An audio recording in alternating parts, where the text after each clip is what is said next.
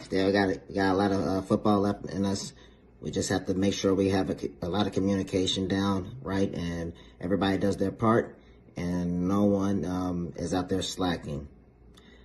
Yeah, when it comes to playing man, you can't play man forever. I'm aware statistically that zone coverage stinks, but it's my way or the highway. And there you have it, folks. That is basically our coach, our leader in a nutshell. What's up, guys? Again, welcome to another episode of Bucs Report the Aftermath on 102.9 The Game, Broad Street South Radio. It's one of your hosts, AJ Turner. How you guys doing? I hope you're a lot better. I'm sure that we have gotten out that damn game out of our system. I hope your nerves are finally back to square one. If it is not, go get you some pirate rum or whatever that keep you calm. Get you a smoke, get you a brownie, get you something to eat. But whatever it is to get your mind off of that Panthers game, that's why you're here. They get that shit out of your system. It's done. Hey, we got to win. We might have had it's like eating bad food. The indigestion, it went down, but it got out the other way. So look, we got the shit out of our system. That's all that matters, man. Look, I'm just happy that the Bucs won the game. Of course, we're still talking to Bowles. We still have questions. As you can hear, my man is out there saying, look, we can't play man all the time. Bowles, no one is telling you to play man all the time, my man. Coach, nobody's telling you to do that. But coach, this is just one-on-one. Coaching 101 from the basics of Pee-wee fucking football, coach. You also have to not only assess the scheme, but assess the talent to see if it works and benefits your scheme. And also, you assess the opposition talent. If you know that we do better playing man against this team because they're not talented, they don't have enough receivers to have separation, that's what you stick to. That's what you go to. What you don't do is do the opposite. And you also have to know the talent within your own team. If you know we do not have an elite pass rush, then that means you need to play more physical on all sides of the defense. Not only the front seven, but the secondary. Did you catch Coach Dan Campbell yesterday? Coach Bowles. 13 defensive players on IR. Did he go out and play safe? No. He brought people off the street. Quan Alexander only been there for 5 seconds, but what does he do? He makes them play aggressive. You know why? Because he has faith in his team, and that's what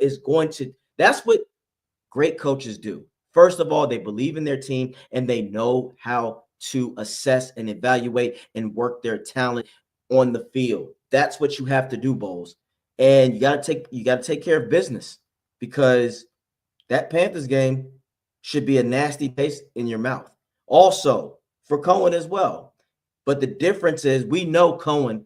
I feel like Cohen is going to understand, I can't do that shit anymore. I can't perform the way I perform. Otherwise, Max Crosby is really going to do some serious damage to Baker. So we're going to be talking about this Panthers game for a little bit. Don't get it twisted, guys. Slick will be here momentarily, but I'm just getting my little rant out there, and I have to talk my shit. But one thing that I would love to remind us the Bucs community, we're not here to sound like we know all, because we don't. But we're going to assess and evaluate and come up with our own theories and come up with our own opinions. We're not tied to we're not tied directly to the Tampa Bay organization. We are fans, but we are also fans of foremost the game. So I'm going to talk my shit. If Bowles does a nice job, I will commend him. But if he fucks up, I'm going to go in on him.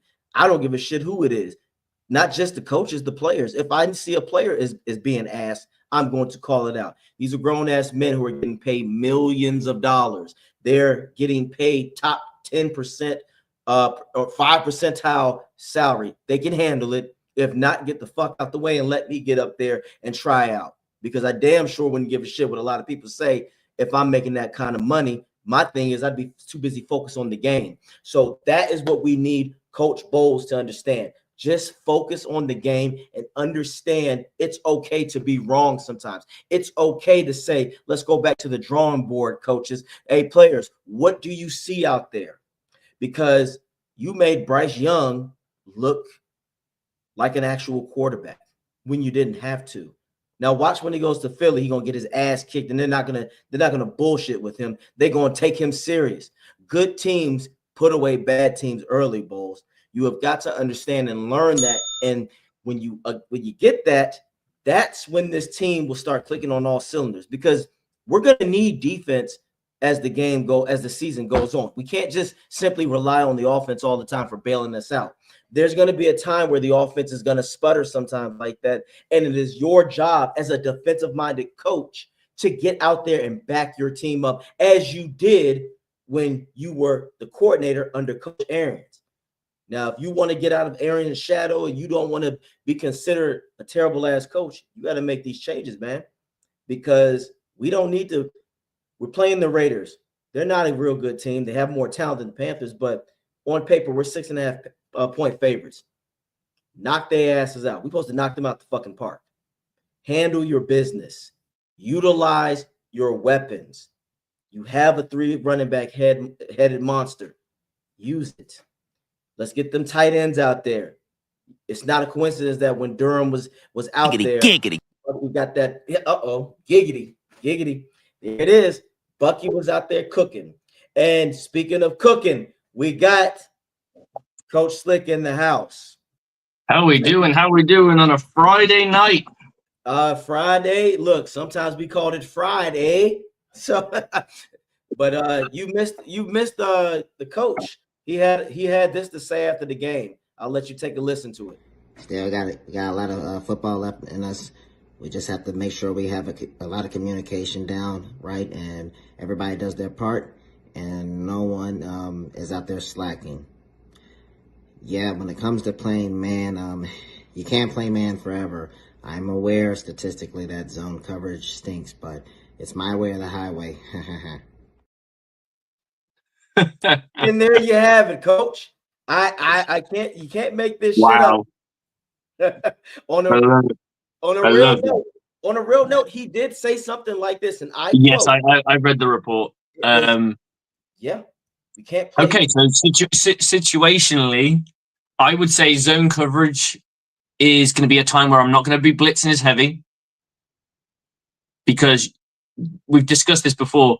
When you blitz in zone coverage, you open up chunks of field. So you know when they say the soft sections of the zone where the weaknesses are, those become much bigger, because you've only got, instead of dropping 4 guys and then 2 guys deep in like a cover 2, so you'd have the middle hole, 2 hook seam curls, and then the 2 flats. Yep. If you blitz 2 guys out of that means you've got 3 shallow and 2 deep, which means someone's going to get open very fast. It depends on how they teach the zone coverage, but when I teach zone coverage, I say play the man unless. So if I'm the corner, for the sake of argument, yes, sir. If I'm the corner, I'm still locked onto the hip as if I'm playing man, and I'm going into my back pedal, I'm getting my read steps, and he breaks in or out, he's no longer my responsibility, because someone else who has a hook seam curl will take him if he goes in, and a person who's got the flats will take him then. If he then goes deep, I stay locked on. Amen. That's how I would play zone coverage. Man, amen. Unless I call it. Amen, brother. I say this. I'm gonna be, because look, we're gonna do something. We're gonna not test. We want to get your defensive-minded ideas going, Slick, because I'm gonna tell you, man, just been reviewing as a coach, looking at and trying to identify defenses and looking at bowls. I can't hold you. If I had some offense, I can have average receivers and I'd have a field day with this fucking defense if he plays like this. In my personal opinion, for the next teams that we're playing, but outside, for the rest of the teams that we're playing, I'd say this. You know what cover defense I want them to play, Slick? I just need them to play cover 1 defense, cover 2 Tampa sometimes, and that means Levante is going to be in the middle, and cover 3. Nothing over a cover 3. I don't want to see a cover 4. Don't want to see a cover 5. We don't have, I think, anything outside of. You can play a cover 4. You just tell your corners to play the flats, then go deep. If that makes sense. So it's like a cover 2 turns into cover 2 turns into cover 4 based on the situation, based on what the number 1 wide receiver is doing. Agreed, but we're not playing anybody that's worth backing off. That's where it also comes to assessing the talent. And Slick, I'm sure you do this all the time because, guys, if you don't realize, Slick always mentions the donkey on the team. I love that shit because that's what I do. I didn't call them the donkey. I called them the bum. That's the bum. And the reason why I do it is it's a different terminology, isn't it? It just means like if you're for example, if you're attacking an offensive line, there's gonna be a weak link in that line. You ain't gonna go after Christian. You just can't. So they're probably gonna try and bully the center or one of the guards. Yep. I think they'll still take their time with Geteke because he's still relatively new to the system, even though he's held his own and has been a very good right tackle for us. Yep. And to be honest, I think I think he's just shy of Pro Bowl level. I think he's in that spectrum of like he'll get votes, but I don't think he's popular enough to really get there. But I think he's a Pro Bowl-ish level player. He's he's a top 50. He's definitely a top 15 tackle, which is what you need. You can't afford. People need to understand. We're never going to have a team that has the number 1, a top 5 tackle, a top 2 top 5 guards, 2 top 5 center, a top 5 center, a top 5 other tackle, a top 5 quarterback with the married to the running back and the wide receiving core and the blah. It doesn't work. You can't afford that. You can't afford it, and also, you know how fucking rare it is. That's only a few times in history that's ever been, and that's the Cowboys line, and that's an anomaly. Yeah, that's an anomaly. But was the quarterback that good? They didn't have a top. Yeah, the quarterback. I mean, Cowboys had Troy, but they also had Michael Irvin. They also had Emmitt Smith. They also had Ishmael on the other side. And people forget that Cowboys had a fucking defense. Ken Norton Jr. If you have an offensive line that can pass block and run block, you're gonna be set up for success. And then if you have a defensive line that can get after the quarterback and stop the run, you're gonna generate so much success. Yep. I know that they say that the game's won in the trenches, and it's right because you are you're closing holes or you're creating holes on the offensive side, and you're giving time to the quarterback and you're taking time away from the quarterback. And that in itself, you need a quarterback to step up and be like really polished in the pocket or be able to make plays with his feet. Then maybe you can take the line out of the equation. But still, you can't roll out every single play because all I'll do is I'll just tell my end as soon as he rolls out, don't even fucking bother shedding off. Just peel out. 100%. And I want to go over this because I think you probably identify it better than I can. But the touchdown on Thielen, in my personal opinion, it looked like a busted ass cover 4 coverage because it looks like the safeties were deep and the corners were deep. But don't take my word for it. Let's take a look at it. I know, guys, viewer discretion is advised.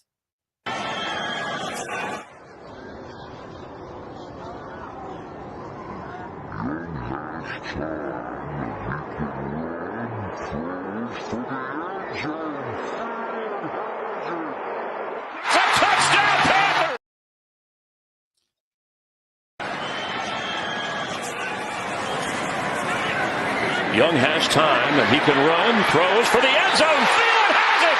It's a touchdown. Woo! One more time. Yes, sir. You want the slow? You want the Matrix, or you want real time? Give me the Matrix. Give me the Matrix.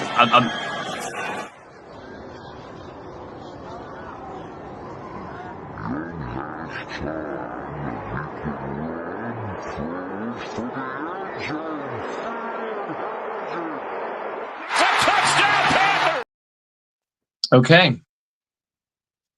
Sounds like someone didn't drop deep enough from the shallow perspective, and the safety didn't get told that his coverage got busted. I think who I think his fault it was. I think it was J.J. Russell, because if you look at Antoine Winfield, the way he looked at him, he gave him the biggest. What the fuck are you doing? Yep. So it's J.J. Russell's fault. He got cooked. It depends. I think it is. I'm just trying to look at the structure of the coverage. It looks like they were probably in a cover 3, and I would say that JJ Russell just did not drop deep enough. He needed to really hit his step to be underneath it. And then when a guy beats you, you're supposed to be able to communicate that and say deep, so that you need help or whatever. There's got to be a trigger word that tells people that you need some fucking help, right? You can't just go, oh, fuck. It doesn't work like that. Yeah. No, I realized how rosy my cheeks look today. I'm flushed. Nothing wrong with that look. The dude is about to come in hot, no D. He about to go ahead and just spit his shit. So come on in, dude. Make your presence known. Here you go.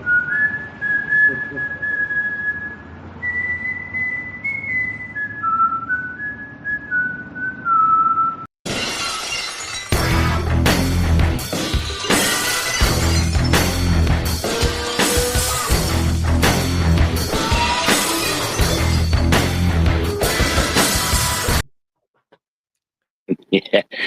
Hey. First things first. Hey, Slick, can you point your camera up a little bit? I love your pecs, bro, but I can't see all your head, dude.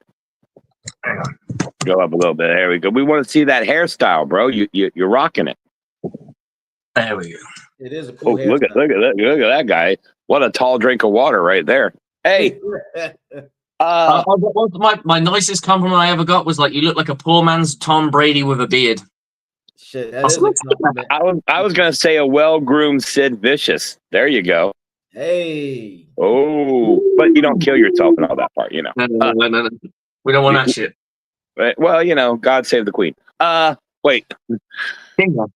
We got a couple new things we're doing tonight here.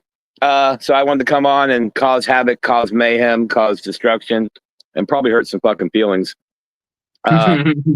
Here's soon we got a new segment we're doing here. It'll be reoccurring depending on the actions of NFL players and fans around the universe.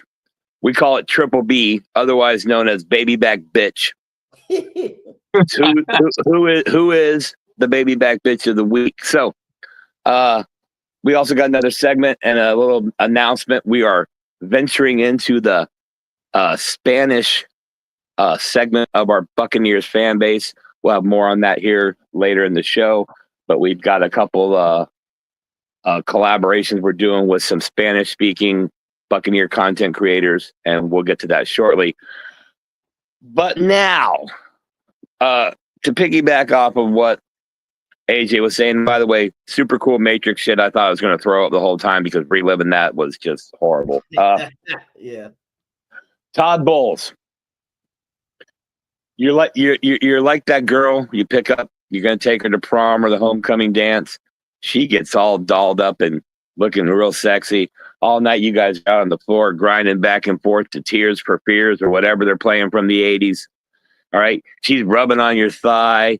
She's doing that little soft thing on the palm of your hand with her hand. She's pushing up against you.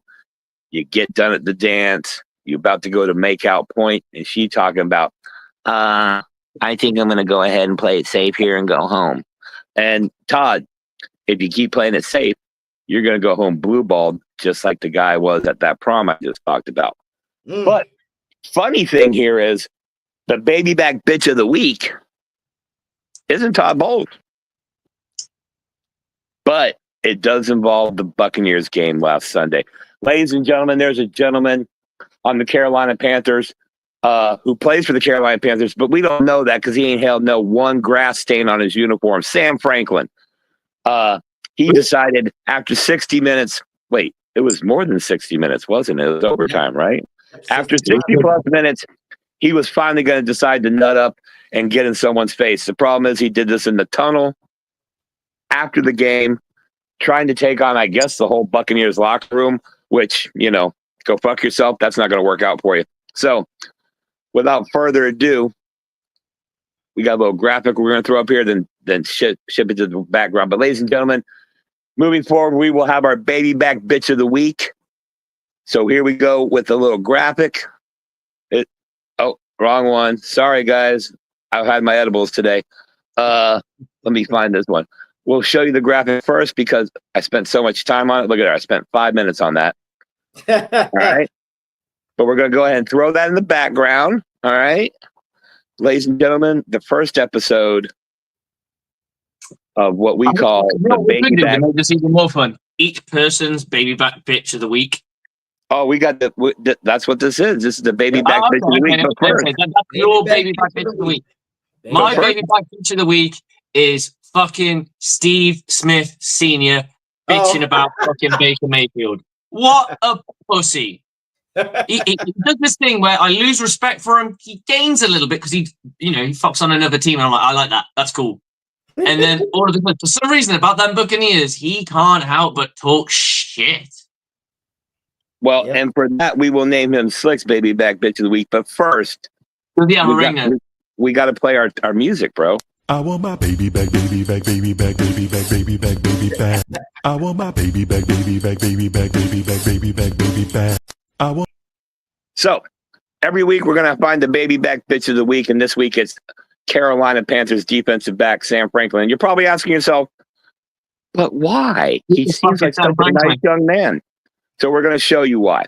Hey, if you want to be made famous, you want to get on the show, you got to, oh, look, someone deleted the video. Oh, no, there it is. Ladies and gentlemen, our baby back bitch of the week. Dude, bro. Hey, tell 33 overseas ass. On my granny, boy.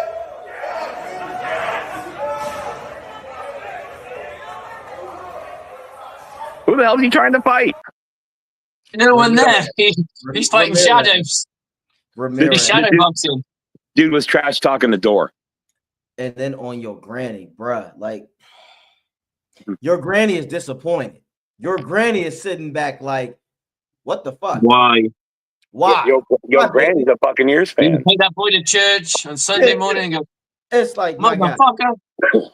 where the fuck was this energy on the field? As you said. And mind you, the game is over. And you have a fucking captain on your jersey. If I'm the coach, if I'm Canales, I'm ripping that shit off and I'm reprimanding you. You have to earn your way back. Here's my thing with this. Was it his team that gave up was it his unit that gave up the fumble? No. Was it his unit that gave up the field position to allow the Buccaneers to kick a field goal? Yes. Were there any unsavory things happened in all of that shit? No. So why is he moaning? Like, I could understand if there was a controversial call, like the referees made a really controversial call that everyone's like, oh, I don't know about that one. Do you know what I mean? To like push us into field goal position. Let's say it was like a 4th down and fucking 5, and we get it because of a fucking penalty that issued to us, and we go, yeah, fuck it, we'll kick the fucking field goal and get the fuck out of Dodge. Job done. And they feel hard done by. I can get that. I can get my head around it. But just moaning because you lost? This is why the Carolina Panthers will probably end up last in the division. Yeah, well, you got to think about it. They're competing with the Saints, so he was calling out number 33, telling him to come out the locker. He wanted to fight. That's Jose Ramirez. So just so we're clear, bro, you ain't going after Levante David. You ain't going after Anthony Nelson, Vea, none of the starters, Khalid Jacansi. You ain't even going after Baker. You going after a 4th-string special teams linebacker / edge rusher who has played in 5 games. That's the guy you want to stud up. That's the guy you want to show your team you're a man to, bro. First of all, if you've seen Jose Ramirez, he gonna prison fuck you if you come in his face, bro. That's how that shit works. That when your name is Jose Ramirez. He's currently third on the depth chart right now at edge rusher. So yeah. So you going after the backup. That's who you talking smack to, dude. You're going after the 5th string, dude. Yep. That's like going to your fucking high school history class. You get in a beef with somebody, you start smack talking the old lady teaching the class, bro. What the fuck are you doing? You are as they would say, the baby back bitch of the week. And, I got to keep playing that shit because that shit makes My me baby laugh. back, baby back, baby back, baby back, baby back, baby back. A super baby back bitch. Again, I just look for the energy. How the fuck? Where's the energy of this? And you have a clean ass jersey. I ain't see no stains on the jersey. No nothing. I just hear. I'll tell you what. See him. The internet's a powerful. The internet's a powerful thing. Let me look something up. Yeah, you guys keep talking, but this might just. That's just bitch assness to me. It's like this. As Slick said, there's nothing controversial. You guys lost just because you're a fucking bad team. Bad teams put people in positions. You want to know how we know? The Bucs have been in that situation where we have given people opportunity. But at the end of the day, you fucking lost. Again, why are you calling out someone who is, again, and more than likely, the dude will still whoop your ass. You calling out a linebacker that is 6'3" and 270 while your little skinny ass, go sit down on your grandma. My grandma, bro. I'm starting to think your grandma's the one that kept all the testicular fortitude in your family because you out here talking trash to a fucking door. Yep. There ain't nobody there. You could have been there when they were going in the locker room. You could have waited till they came out and went outside and talked to them and handled it in the street like a man. But you had to get your security guards to hold you back. So he's that guy that's like, hey, I'm gonna fuck him up. Hold me back. Hold me back. Yep. One of these days, there, Mr. Franklin, baby back bitch of the week. Ain't gonna be nobody there to hold you back, and you're gonna write a check your ass can't cash. And here's the thing: oh, you guys are real tough on your podcast, talking smack, motherfucker. BucsReport2017 at gmail.com. Email me. I'll send you my address. You can come over, and I'll tell it to your face, bro. I mean, they can come to my house, but don't fuck with my wife. Trust me, my woman's crazy. Look, either way, you can see me on Oklahoma drill. AJ turn up. No, AJ, I've seen your missus. She's a scary woman. Beautiful heart, lovely woman, but she looks like the kind of woman you you don't fuck around and find out. That's all I'd say. 100%. She's awesome. 100%, and she's got jokes too. Last chick that she thought that might have liked me, she looked at her and said, "I know you're not attracted to no man." I said, "Yep. Let me leave you." Yep, that shit was funny. But yes, again, guys, the internet is not real, but we are. I am. I don't give a shit. I will say whatever. Sam Franklin, whatever. Obviously, you can see me. We can do Oklahoma because you obviously don't get enough playing time with the Panthers with a clean ass jersey. He might need that Oklahoma to step his game up, bro. How are you not a starter on the shittiest team in the league? Talking about you're a professional, bro. And you have captain on your chest, so obviously the shit was just given to you. Captain. Or he just went and put that shit on by himself because the C was looking a little crooked like his game. Dude, in this case, that C stands for cunt. I knew you was gonna say that. I was gonna say coochie, but go ahead. That's a shout out to my British fellow up here on the upper right. We don't say coochie over here in the UK. We're talking about these guys are a bunch of cunts, and that's what you are. No, but Sam, it's bitch assness all over the place because you're talking shit, as we all say. Where was that energy on the field? The game is over. There was nothing controversial. You fucking lost. If anything, you know who should really be looking at him saying, "Shut the fuck up. I'm having a hard time." Chuba Hubbard. Can you imagine Chuba going into the locker room and then hearing about that shit? Look, Slick, I've seen this before where a guy on the same team, when they lose, starts to talk shit, and the person who is the real leader of the team is like, "Hey, you need to shut the fuck up. We lost. We're 3-9. What the fuck are you yapping about? The season is over." And you might, and look, your behavior, I don't think people realize that is still technically your workplace. You know this, Slick. You know this, dude. We all been on the job. Even when you have to maintain a certain level of professionalism, he might fuck around and be out of the league because of that. What team, if you're an owner, Slick, would you want that bullshit on your team? You looking at? I'm sure he's gonna get blasted by the front office. If not, he's probably their baby back bitch of the week. The baby back bitch. Maybe that C stands for couch because that's where that motherfucker be all game. Facts. He gonna be on the couch. Look, this is again. in these economic times in this country, Slick. I don't understand. I don't really understand why he was popping off, though. It just doesn't make any sense. I mean, I know that there's parts of the game that we don't hear about. Maybe number 33 said a few choice words. Ramirez, but my thing is, even if he did say a few words, answer that shit on the field. That's what real players do. You've got the opportunity. You play against the motherfucker, so. Yep, and if he does say something, the crazy thing is, yeah, it's Jose Ramirez, right? Yes, probably a special. So the only time these two would have met is during special teams. Yeah, there aren't that many special teams periods like in a game. Fucking is going to make that much of a difference. Can we get Louis in because Louis wants to jump on? Yes, by all means, Louis. Handle your business. I just Louis, you're listening. I just emailed you the link to join. You got to get in here, man. I don't know if you speak Spanish, but we got a little surprise coming up, and I'm going to keep pimping it. Ladies and gentlemen, make sure you check out Cannons of Football or Cannons of Buccaneers. I would say it in the Spanish way, but I don't got that little roll on the R or the N because I'm totally Caucasian here. And you know what? I want to go ahead and get this out of the way before we get Louis here, because once Louis gets here, it's going to be on like Donkey Kong. So, Slick, this is a little new to you. I think you might have seen the video. We are partnering up. We are partnering up with a gentleman named Alf, which is short for Alfonso. Colmenar. He is the international voice of the Tampa Bay Buccaneers on radio. He also works with Martine and Bill Grammatica doing Buccaneers and international NFL games. He runs the Bucs Canyons podcast at bucs.es.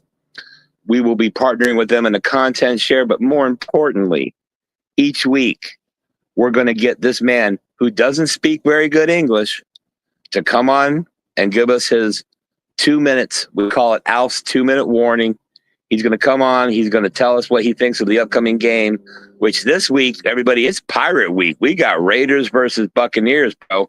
It's on like Donkey Kong. So, Slick, AJ, if you got to take a piss, smoke a fat fatty, drink a drink, whatever you got to do, we're going to play this for about 2 minutes or so. Yes, sir. This will be a new segment.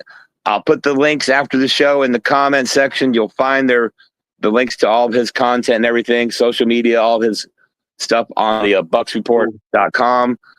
Look for the articles where we translate from Spanish to English, which is going to be fun as fuck. But without further ado, it's Alf's 2-minute warning, Buccaneers versus Raiders. Hi, Bucs fan. I'm Alf Comerard, writer, broadcaster, and a big-time Buccaneers fan. I have written the Bucs Encyclopedia in Spanish and the biography of Super Bowl champ Martin Grammatica. I co-host the international Spanish broadcast with Carlos Borges and the Grammatica brothers, and I run Cannons and Football, the biggest Spanish Bucs community. Now let's dive to our 2-minute warning. Thank you to Bucs Report for this space. 4 downs to beat the Raiders. First down, offense is on fire. Our offense is rolling. Bucky Irving is a star. Just like some people, like me, said before the season, Rashad White is still solid running back 1, and then we have got Son Tucker and Baker Mayfield running like they are late for their flights. Look at these numbers. 238.8 passing yards per game, 6th in the NFL, 137.2 rushing yards, 8th in NFL, 27.9 points per game, tied for 5th place. Keep that balance, and the Raiders' defense will fold faster than Chip Laucher. Okay. Second down, pass rush, please pass rush. We need pressure on Aidan O'Connell, the Raiders' almost rookie QB. Kalija Kansi and Vita Vea must dominate up front so Yaya Diaby can go full beast mode. Help our injured secondary out for turnovers, but watch out with Bowers, the rookie tight end. This guy is a serious threat and could give our defense headaches if left unchecked. Because let's face it, O'Connell's 53.5 QB rating screams, sacks me, so do it. Third down, coaching smarts. Todd Bowles, we need you to sign as a head coach. It's not just about throwing red flags or going for it in fourth down. It's about leading with confidence. Inspire the team. Basically, don't overthink it. Sometimes common sense wins games. And fourth down, stay healthy. Yes, it's stay healthy. Injuries are killing us, but the schedule is on our side. Riders, Chargers, Cowboys, Panthers, Saints. It's easy. Win this rally, stay healthy, and hit the playoffs with momentum. Remember 2020? Brady, Confetti, Lombardi. Could it happen again? Well, why not? So thank you for watching me. My score prediction is Raiders 18, Buccaneers 38. Let's fire those cannons. Boom, boom, boom. Bye bye. I like it. Look, Hi. we might have to use that as a sound bite. Let's fire those cannons. I You like it. speak more English than me. What the fuck are you talking about, dude? I like it. Let's fire Hey, those cannons. big huge shout out to Alf for partnering with us. That's our guy. Here's cool. And like I put in the little private chat here, this affiliation for Bucs Report is not only going to give us a different perspective from Alf, who actually lives in Spain. So think about that. He's kind of over by you, Slick. Hell, he says he's in the UK at least once a month. So cool meetup there if we can get that done. But this is going to open us up to millions and millions and millions of Spanish-speaking, untapped Buccaneer fans who only get their content mostly from Spanish-speaking websites that cover the Bucs, or by trying to translate it when they open an article from, let's say, us or Bucs Wire or whoever. And that always doesn't go well. So we're going to do our best between myself and Alf to translate it back and forth to English on content share. But look for that every week. If not on the Aftermath, it'll definitely be on the pregame show. And we're going to try to get him to come on live with us. But unfortunately, right now, he has to brush up on his English. He had to practice that video about 4 or 5 times because English is like his third or fourth language. So with that said, huge shout out to Bucs Kenny Ohms. Huge shout out to Alf Colmenar. And we appreciate AJ and Slick letting us have the time here to bring Alf on and have him be part of the show. Now, we got another guy who hasn't seen the baby back bitch segment yet, so I'm not going to do it again. But he is down there. His baby back bitch of the week, so that's got to be done. What happened now? I missed that. What?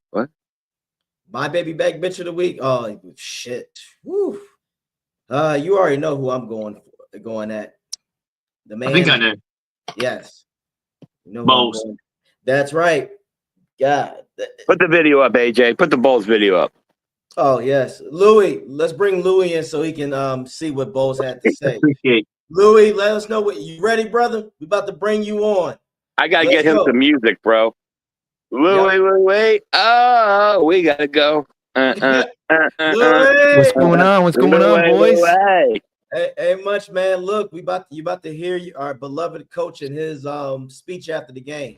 Still got a lot of football left in us. We just have to make sure we have a lot of communication down, right? And everybody does their part, and no one is out there slacking. Yeah, when it comes to playing man, you can't play man forever. I'm aware statistically that zone coverage stinks, but it's my way or the highway. Come on, man. That's one of the quotes he literally said. He said it was our situational. We played quite a bit of man, but we can't play man all game. Nobody fucking said play man all game, Bowles. We just say play it when it's useful. And if it means you got to play it 90% of the game, so fucking be it. Did you see Dan Campbell yesterday? Dan Campbell damn near outlawed cushion coverage. Balls, man. I've been talking about that. Gonna have balls. So Bowles, it's not about that. And you know what else good coaches do, Slick? We just said it. You assess a talent. When you see a Carolina Panthers has a bunch of donkey and bums on their squad, there's no fucking reason to give them that kind of respect. And I keep saying bum because I want disrespect. This is why. Slick, you go in there. This is the fucking opposition right here. This is the motherfuckers that want to keep you from going forward and getting into the playoffs and potentially being a dangerous threat, which a lot of people think the Bucs will be if they get in there. So why are you going in there giving them all this? I don't give a fuck if that is Canales. Slick, we get on the same team, different team. It's game on. You ain't gonna take it easy on me. Louis wouldn't take it easy on me. The dude ain't gonna take it easy. We're gonna have to fuck each other up. And then we'll dap up after your the ass game. every play. There's no need to be. It's like watching two boxers, they box and then they give each other a hug afterwards, right? There's Right. mutual respect in your game, right? That's just natural. That's just natural. That's it. But if you Slick, if you know my offensive line is shit, you're gonna find a way to dominate that. You're gonna be like, you're gonna be like, hey, I gotta put some stunts in there, some twists. Right. Hey, that left tackle ain't shit, y'all. I want to put your guy in a blender so he's gonna think. Because if you're gonna make a lineman think, they're usually not the brightest motherfuckers. So exactly. And if you have a shitty corner and all he does, sorry to the offensive linemen that are smart.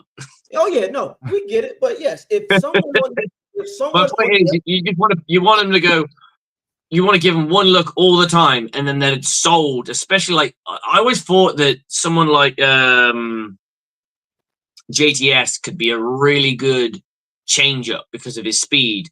That you could just speed, and then send up all and gas, then no brakes, man. Send some power at him. Send someone with some power at him, and the guy's like fuck because he's been used to speed, and then alternate that, like kind of get that into a rotation where it's power, speed, power, speed. And do you know what I mean? Like the guy's constantly guessing, and then you throw some stunts in there as well. That I thought that would really help. I don't see JTS to be more anything than a rotational role player. I don't think he's ever going to be a starter because I just don't think he has it in him. I don't think he's an athletic motherfucker though. I'll give him that. Let me ask you guys this. Because AJ and myself, we were supposed to do a show today. Sorry, everybody out there. So I got the times fucked up because my birthday is December 11th, so my son's birthday is December 17th. So my girlfriend, Capricorn in the house for 10 years. How was that? Do we got a Capricorn in the house? No, Sagittarius. Oh man, you didn't make the cut. That's all right. I still accept you, bro. It's all good. It's all good. So I'm a Scorpitarius, so it's all good. So I told AJ, I said, hey man, I need somebody to do the Bucs report with me. And he was like, yeah, I'm down. And then my girl called me. She's like, hey, you ready to go? I'm like, what? She's like, oh, we're gonna kind of like pregame your birthday, this and that. I was like, fuck, I have a show to do. She's like, oh, well, we're here, kind of waiting for your ass. Yeah, like what the fuck. Yeah, I'm here. But real quickly, so AJ, we're cool to do the show tomorrow, 1:30. Yes, sir. It's gonna be. We got some serious shit we got to talk about. Absolutely. But what do you guys think about Anthony Nelson versus JTS? So here's my take. Yeah. I think Anthony Nelson has won that job, and he saved Todd Bowles' job last week. All right, because if in all reality, if the Carolina Panthers would have Dave Canales, Chuba Hubbard, and Bryce Young marched down the field and they kicked that field goal and they beat us, let's face facts, our season would be over right now. And our season would be over. It'd be damn near impossible.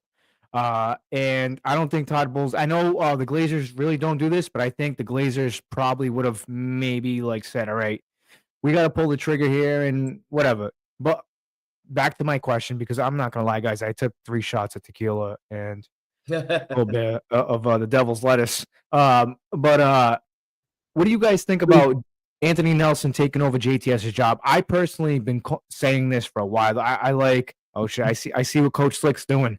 I personally like Anthony Nelson over JTS. I like JTS. The problem with JTS, he's all gas, no brakes. Cheers, brother. We're actually real quickly. Sorry, I invaded the show. I'm an asshole. We love it. We love it. Hey, next year for my birthday, because kind of like I'm kind of old school, man. I'm just like whatever. I don't really care. It's just another day. But everybody's like, oh, what are you going to do for your birthday next year? I said, I want to go to the UK and I want to test drive hypercars. Oh, nice. Yeah. So I'll be seeing you soon, when you're in the UK. We gotta hang. Yeah, I'll be seeing you soon, Coach, because like I don't really know too much about the UK. So I I don't kind know of if I know that much. I live. The thing is, where I'm from in the UK is it's actually really like a lot of our culture is based off your culture as well because you're from okay. Boston, right? Yeah, So yeah. my wife is from the OG Boston in Okay. England. Yeah. A lot of that area is named after like English cities, so like Birmingham, Worcester. Newark. You got loads of places that are named after like at us. So yeah, it's very much hence why it's called New England, right? Yeah. Oh yeah. That's pretty New much England. it.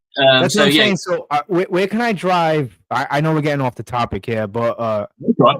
sorry, Keith. You said shit's about to get unfiltered. Where can I test drive an Aston Martin? Like I'm talking like a Vantage or a Volcon. I think you could probably look at it. So a couple of test tracks. There's a lot of places that allow you to do that. So you just go to like to a test track and you just do laps. Yeah, Uh, that's what give me what some happens if I time. And I'll wreck see if I can find out. Yeah, what happens if I wreck it? Like, because I have insurance. Oh no, there'll be some I'm just fucking saying. insurance. I got don't know. insurance. I don't know if it will cover that, but I mean, I got a Cadillac that has full coverage on that. I don't know if the insurance will I have cover no that. idea how it I don't know how that works. works. No, but honestly, that's like a dream of mine. So, like, if Really? you can just hit me up with some info on how we can do that, because I definitely Get be into a down to do bottom that. car or some shit.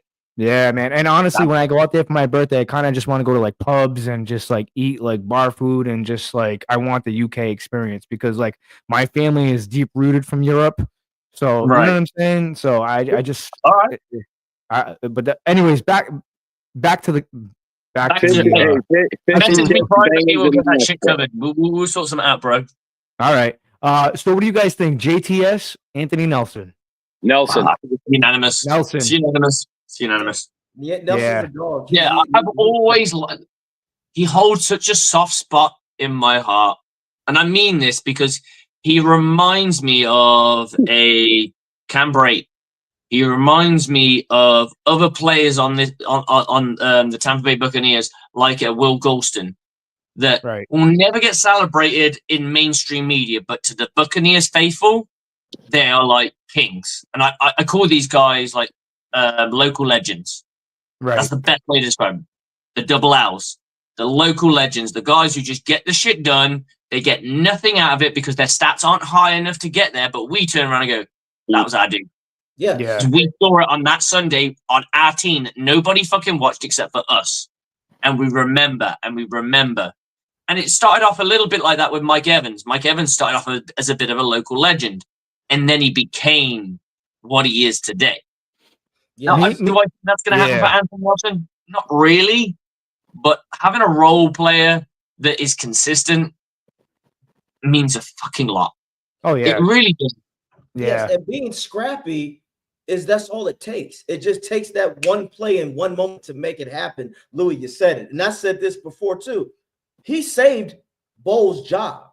Yeah, Bowles I was sitting there looking at Bowles. There's no fucking reason for you to take credit because we had a bunch of Bowl Glazers out there saying, see, the defense won. No.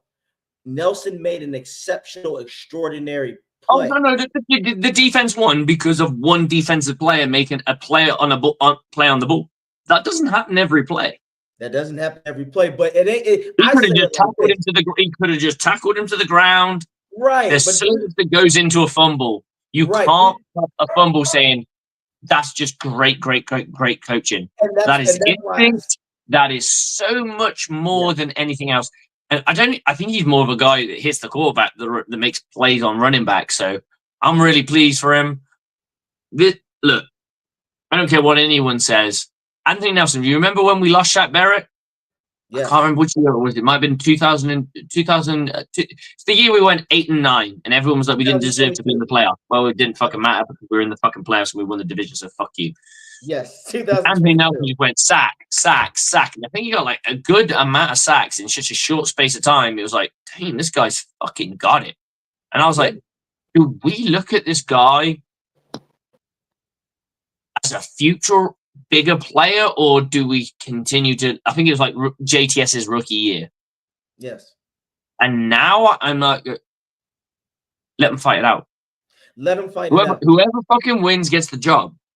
Let It ain't him going to be fight. JTS. I've not seen anything from JTS that I see so much. The scary thing is I see potential. That's what I don't like. Because I see potential every year. I'm like, there's potential there. There's potential there. If he just learns how to control got it. Yeah. the amount of times that me and you have said, if he could stick a foot in the ground and cut back in, he'd kill people with his speed. Yes. Fucking damn. If you can run so fucking hard, because he is athletic as fuck. Yes, he is. He's very athletic as fuck. If he can learn to just break it back in or get a spin moving, oh my God, he would be insane. Yes, his fundamentals are shit, and that's the issue. It's like Shaq. Yeah, Shaq didn't always have the greatest physical gifts, but his fundamentals were so impressive. I loved Shaq. I love Shaq. He was a fundamental specialist. But I do agree that Nelson needs to be the starter, because another thing, we also JTS needs a fire lit up his ass. He doesn't need to. Nobody on this final year of his contract, right? Yeah, this is last year, and I don't. Last year, what more do you fucking need? Is a guy who was drafted below you is still fucking in front of you. Honestly, but guys, I want to say this about JTS. I think the problem with JTS is he's in the wrong system. I think the dude, instead of playing the position that he's playing, I think he's more of a defensive end. And I think if he swaps out 4-3 defensive end. Yeah, man. I just don't think this is the right defense for him. I really don't. I think if he went to like a like you just said, Coach, to a 4-3, I think he would be a lot. But I'm not saying he's a double-digit sack guy. No. But you think he's thrive in a 4-3 rather than a... Yes, his skill set is more suited for that. But with that being said, I can't really see him sticking around. Like, I've never tried to take it. Like, I've never tried to because I don't like doing that with these players. I don't like calling them out of their names and stuff like that. Because I do think Joe Tryon-Shoyinka is a phenomenal talent. I really do. I just think athletic as fuck, man. Like he reminds me a lot of Simeon Rice, but just not here, not with Tampa, with somewhere else that plays like a different style of defense.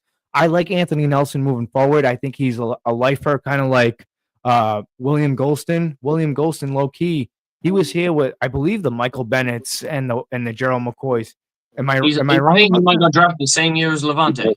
Yes, 2012. Yes, he knows what it's like to be on a shitty team, but you still fight, and that's what this defense needs. Is a fighter, and that's why I agree, Louis. I want Nelson starting because I think we can get more productivity out of him. Because Slick, for all we know, and Louis, what if Nelson can be more effective, but because he was limited to a short amount of snaps, that's why he never really got there. I'm not saying he's going to be a 3 to 4 sack guy, but maybe he could be the guy that can get you those that 2 sack a game type of play, because again, teams are not going to worry about him as much. Let's be real. Yaya is really the only person on the other side that everybody is truly worried about getting to their quarterback. They're going to double him. Nelson can be that guy where, because they're not focused on him, he can continue to make plays. I think Nelson deserves it. And like you said, let him fight it out. JTS, this is your last fucking chance to get another contract with this team. If you don't know how to fight for it now, then yeah, goodbye. We won't miss you next year. Somebody else is going to get drafted over you anyway. We already know, guys. Let's be real. The first order of business for the Bucs is an edge rusher in the draft. Absolutely, I've been saying for it. The hell. So, go ahead. Light might fuck around and do something that we're not used to him doing, but he might swing for let's say.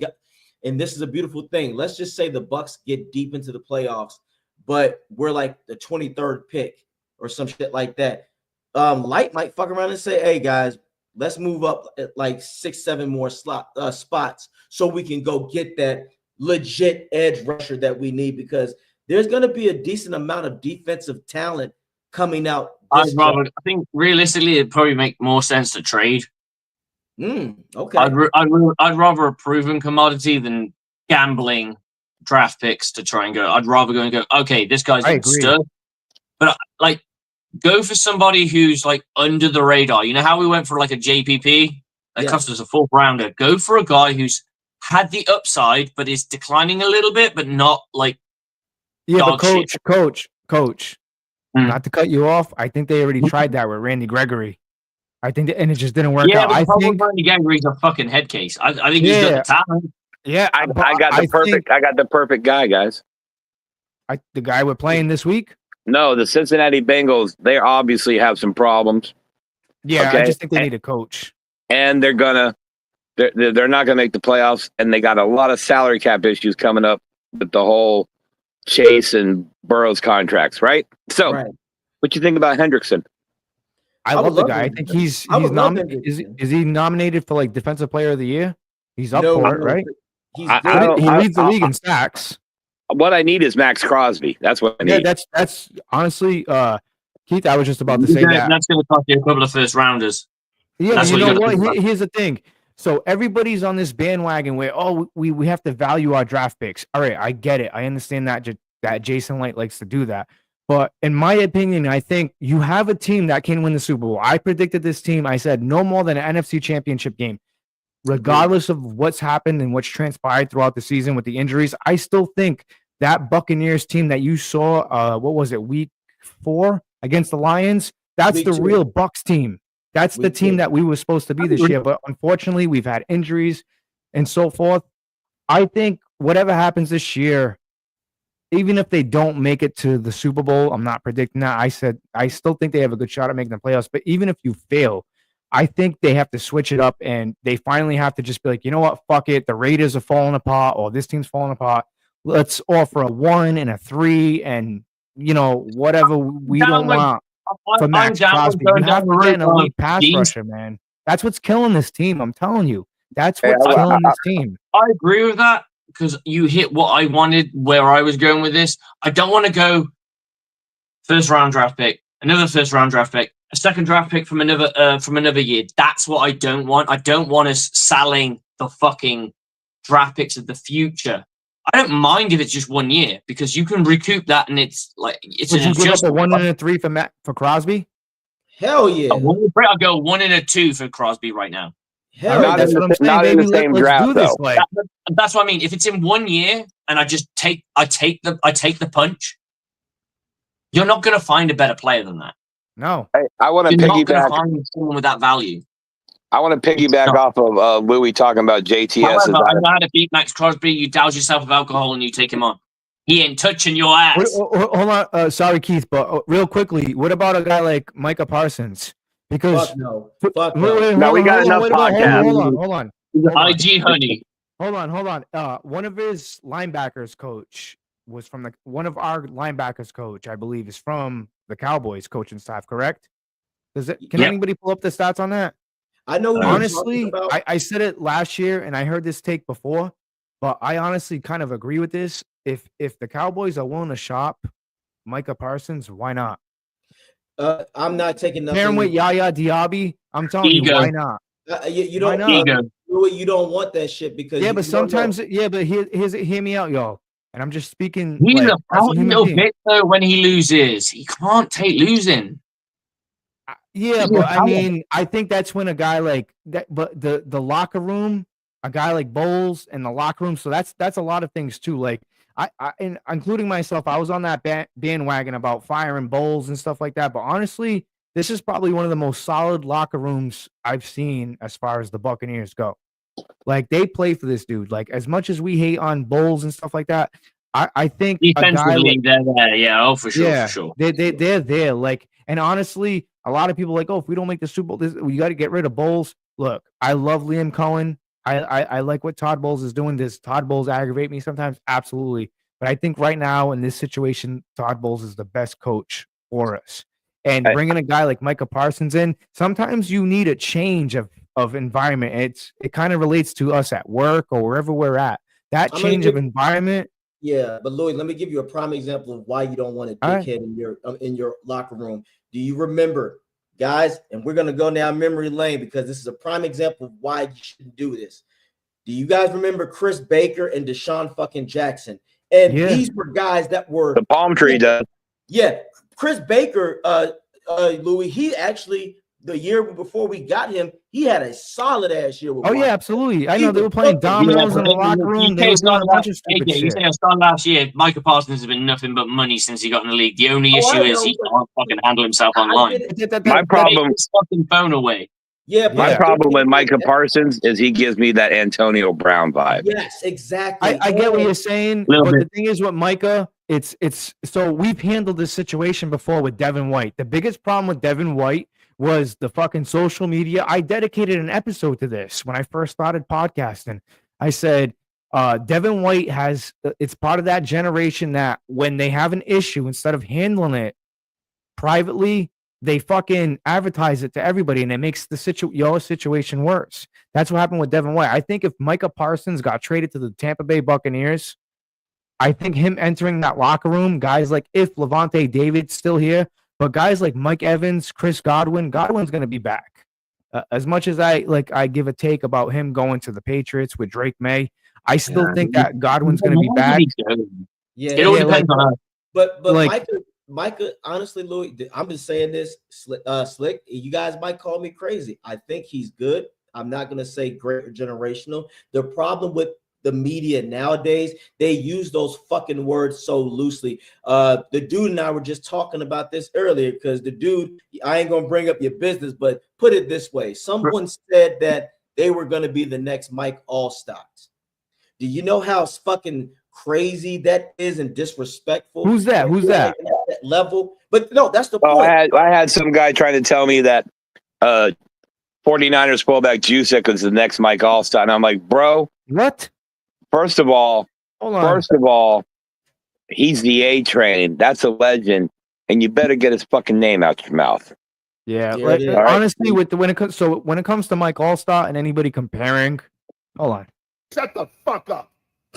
You don't know Mike Allstott. So first of all, that's what I'm saying. 40, the A train, like that's Exactly. sacred to Bucs fans. Like that was a time of I think if you go down to NFL history, that was the last pure fullback. Because right now they're if you're gonna compare, so if you're gonna go ahead, if you're gonna compare anybody to Allstott, like honestly, so I'm a short guy.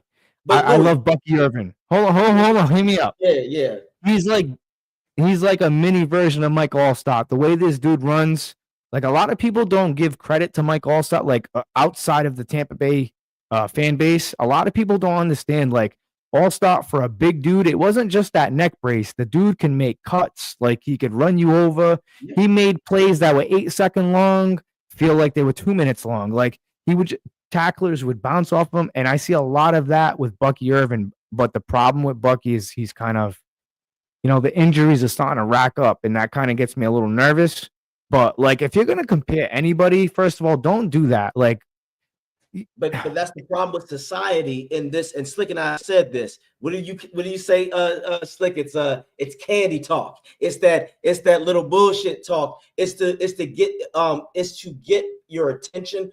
But these players, Michael Parsons, Louis, here's a real thing. If you're so fucking generational, Michael Parsons hadn't even put up the largest number of sacks that our beloved Shaq Barrett has done. Oh, yeah. And here's another thing. Shaq Barrett, he's got to come to Tampa. Run. Yeah, but he's got to come to Tampa. But no, here's another thing. Shaq can stop the run. Michael Parsons can't stop the run. And that's been his MO since Penn State. He can't stop the run, and this right here gets fucked up. You want to know how we know? When we played them and Fournette put him on his ass, that baby back bitch. Yeah, I seen that. That was a block, though. It was a block, though. Look at you tying me in. I'm going to kick it back to Louis' comment about 5 minutes ago, talking about JTS might be out of place or in the wrong location. You know who else was out of place? Do you know? This week's baby back bitch. All right? We're going to tell you who this week's baby back bitch is, but first, because I worked so hard I on like this. This is baby back, baby back, baby back, baby back, baby back, baby back. I want my baby back, baby back, baby back, baby. Ladies and gentlemen, this week's baby back bitch of the week revisited. Carolina Panthers defensive back Sam Franklin with a clean ass uniform after an overtime game in the tunnel trying to talk shit, start a fight. Ladies and gentlemen, without further ado, your triple B baby back bitch of the week. If I can find the fucking video. There it is right here. Hey, tell 33 on the season ass. On my green, boy.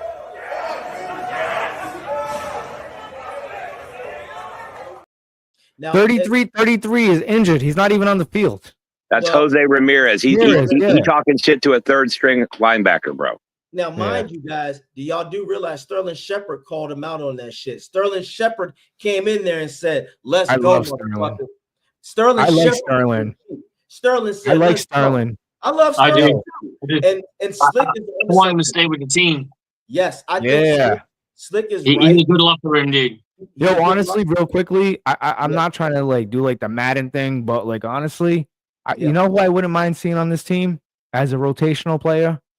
Because I mean, I don't know, it's kind of questionable about where his career is going right now. But I wouldn't mind matching up Deebo Samuel with Mike Evans, Sterling Shepard, and Chris Godwin. I really wouldn't. It ain't gonna happen because it ain't gonna happen. But honestly, like if you had to choose between Godwin, I mean, if you had to choose between Deebo, because let's face facts, the 49ers, they're gonna implode this year. Like they're gonna start. I know where you're going. They're gonna start closing up shop and stuffs for discount type of deal. Oh yeah, no, I like when you go to Walmart and the Halloween decorations are on sale that girl wanted to pay $50 for, and now it's $10, and you can wait another year to put it up.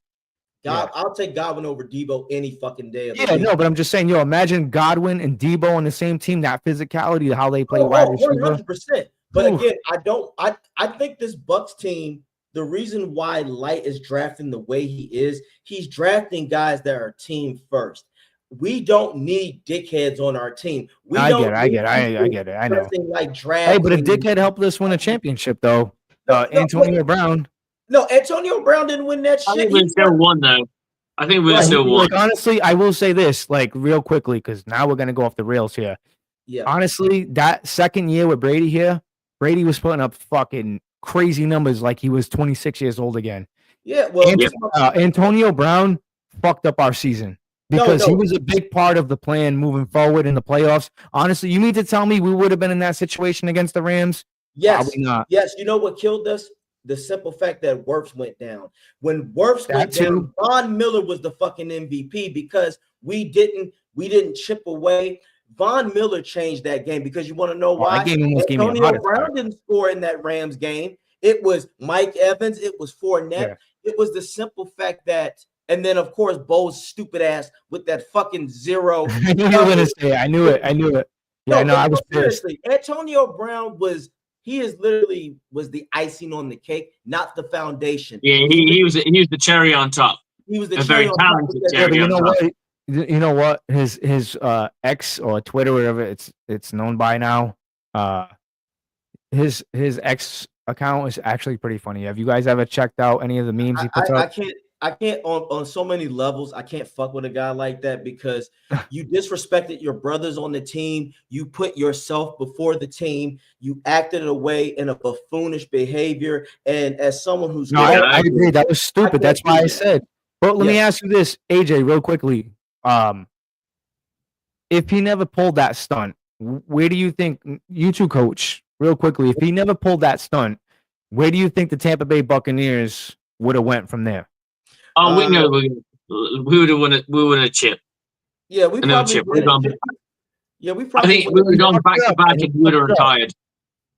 We probably do, but at the same time, when Wirfs goes down, you clearly saw that the Bucs were not prepared to. I know, but they weren't too far away from it. And imagine having that ability to dump off and the route tree that Antonio Brown runs. He's one of the better route runners in the NFL. That's always been one of his things. He can stop on a dime. He can change direction. He can do all those things. Facts. He's basically Chris Godwin plus. Is probably the best way of describing it. He's got the hands. He's got the feet. And he's got a bit of toughness in him and a bit of dickhead in him to get it pumping. Yep. And he's one of those guys that fries when he gets going. You feed him the ball and he does more and he does more and he does more. He don't stop. Yeah, he don't stop. Yeah, and he opens up the game for everybody else too. He's one of those people that if you don't feed him the ball, he kind of shrinks and doesn't do a lot. But if you feed him, he gets that consistency. That's it right there. He's dangerous. That's it right there. But Slick said it best. When you don't feed him, that's the mental thing. And you know this, Louis. We all That's know because this. he got hit by Vontez Burfict, man. That knocked him into CTE. Yeah, but he was a dickhead before that. But as Slick I said, know. he was a dickhead when he doesn't get the ball. This is what separates great players from talented. Great players show up, doesn't matter when. A guy like him, if you feeding him the ball is also like feeding his ego. So when he doesn't get his way, oh no, I don't think anyone's got that twisted. I mean, elite talent. He wants to be the guy. Like you saw him on podcast. He thought he was better than everyone on that Buccaneer team, bar maybe Tom Brady. He was right. top on the Bucs. It's like, dude, you are like, no one's criticizing that you're not a talented player. No one's criticizing that. You have lost a step or two. You're not exactly the same player, and that might be because of many different reasons, because of all the dramas and bullshit that you've gone through. That's right. You're not at the same level. You're a similar level to Mike, but you're not there yet, because guess what? You haven't put up the numbers in such a long time. When you put up the numbers, you can sit there, who gets it popping? That's fine. When you are the lead guy on taking the ball, scoring the touchdowns, and getting those yards, you can sit there and go, I am the top dog. That's right. Yeah. Tom Brady loves to spread that ball. He had 3 fucking targets, and he did like himself some Cam Brake when Cam Brake was still around as well. Mm-hmm. He had 3 fucking targets. He could just say, you're the dude of the day. He literally could have. That's what it was like in that 2022 season, 2021 season. He was like, dude of the day. He literally could have thought Tom Brady walked in the locker room. Hey, Brown, dude of the day. Yeah. Done. Yeah. I feel you. 2021 was it felt like that because the Buccaneers were never one-dimensional, because it was like the talent that they had at the wide receiver position is they could just go, right, you're the lead dog, and everyone else gets fed. I think in my opinion, Coach, because I know what you're going to say, I think if a guy like Brady would have came to the Buccaneers 4 years ago, and if we never drafted Jameis, and let's just say his contract was up and Light got him right away, I think this team would have won 2 or 3 championships. I really do. Without a doubt. I think we needed to polish a few things, but 100%. But because the whole dynamic of how you draft, imagine, okay, let's say it's free agency. You get a Tom Brady in the 2015 season, right? You now have the number 1 overall draft pick. I don't think he would have come to the Bucs. That's the problem. Yeah, we didn't have the talent to attract him. Yeah. No, I say 2019 season, if he would have came in the 2019 season, we would have been set. Because I think we would have got 2 chips, maybe 3. Oh, I think honestly, I think the wrong team won. The year the Bucs were eliminated, I honestly think the wrong team won. I don't think the Rams. Honestly, let's face facts between us as Buc fans, because we all know, but at the end of the day, we lost, and that's the end of it. We would have went to the chip to play the Bengals. In all reality, we would have won that. No, Louis, nobody thinks that. I've talked to other people outside of the Bucs community, and they say, "Oh, if the Bucs beat the Rams, the Bucs win." No, everyone knew the NFC. Whoever won between those 2 teams was going to win it all. Yeah. It's just unfortunate that it came out the way it did. But back to the original thing, if you look at it, Light talks about this, Louis. He wants players with character, because remember, before Brady and them got there, we and Coach Slick as a coach and myself, when you have a locker room full of assholes and you have to try to feed everybody's ego and do things the wrong way, that causes chaos. You can't even focus on football. You got to focus on fucking daycare, taking care of children, basically. That fucks up the entire demeanor. When that shit got wiped away, look at the Bucs now. We have a fucking standard, Louis, Slick. We have a standard of, you just said it. I agree with you. This Bucs team can still get to the NFC Championship. Fuck the Eagles and fuck everybody else. Even fuck Detroit, even though I like them. But we can beat them. That is the level of expectation, because you know why, Louis? We're champions. We know what it tastes like. We know what but that's why whoever we bring in this family, in this team, They got to be on the same page. Micah Parsons, here's the thing. Do you think Levante David is going to want to, if he comes back, let's say next year, but Micah gets here somehow, Levante ain't going for that shit. You want to know how you know? Levante had to cook Vernon Hargraves for talking shit. That's who was being talked about in the locker room a few years ago. Vernon Hargraves was I wasn't a fan of that pick. I wasn't a fan. Yeah, but he was talking some crazy shit, and they picked another people who talk for the Bucs. They picked it up, and Levante said, "You out here talking this shit. Meanwhile, we're losing." That is what Levante would do to Micah Parsons. I can see Levante saying, "Hey, bro, bro, what the fuck you talking about? We lost, and the first thing you want to do is make a podcast." I agree, AJ. But I just think that here's the thing. I think again, going back to like just changing space. I think a guy like let's analyze real briefly of what that Cowboy situation looks like right now. So you have a kid like Micah Parsons, because he's still a kid. You have a kid like Micah Parsons, that talent, because he's got talent. Yes, he does. In his first couple of years, like he honestly, he was double-digit sacks every year since he's been in the league. I think the biggest problem is the culture, and the Buccaneers. We're very familiar with this. They were very used to losing. Guys like Levante, Gerald McCoy, a lot of those guys will tell you it was a losing culture in Tampa. Yes, sir. Until a certain guy got here, and like other people's attitudes start to change. Sometimes you need a change of energy, man, and you have to protect your energy. But that's why I'm saying, like a guy like Micah Parsons, if he came to this Buccaneers locker room, because losing is no longer the motto here anymore. When Brady came down, the culture changed. A lot of things changed. It did. When Bruce came here, the culture changed. A lot of things changed. Those two guys changed this Buccaneers culture for the best. And I don't care what people say about that. It's the truth. Being in Massachusetts, I've seen Tom Brady play. I've been to the games to the Patriots. I've paid $500 to see Brady in a Bucs uniform with this flag right here draped over me at Gillette Stadium in a Mike Evans uniform. Almost getting into 3 fights defending this team. I was going to say, you a brave motherfucker. I didn't care. Like I went in there like it was like guerrilla warfare, man. Like I parked I looked at my girl. I'm like, why did you get the visiting tickets, parking passes? She's like, I didn't get mad at it. I said, yeah, man, I'm fucking wearing pewter and red surrounded by navy blue. Watch what's going to happen when we walk out this car. I walked out the car. I put the flag down because I was fixing my shoes. All of a sudden, the girl's like, you're in the wrong place with those wrong colors. I said, damn, I didn't know we were gangbanging. And then she's like, well, you're wearing a Bucs. I'm like, yeah, because I'm a Bucs fan. What's the problem? You know what I'm saying? It was just weird. But it's just the environment. And going back to the Micah Parsons thing, like those guys changed the culture. I mean, Brady and Bruce changed the culture for the Buccaneers.